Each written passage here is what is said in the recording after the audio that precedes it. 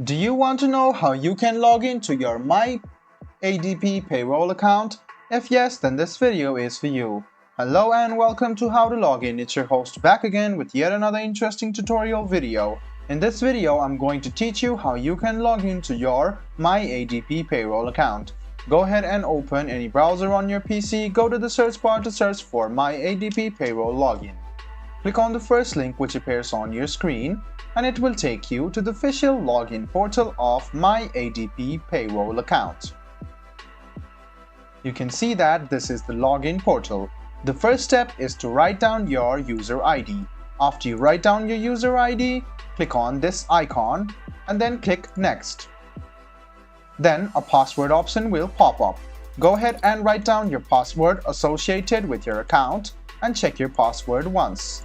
Then click Sign In. This way, you can successfully sign in to My ADP Payroll account.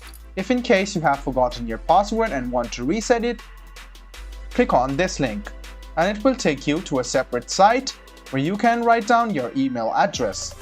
Then you can see that you can send an ID over here and you can click Next, and then a mail will be sent to your email, and then you can reset your password once again.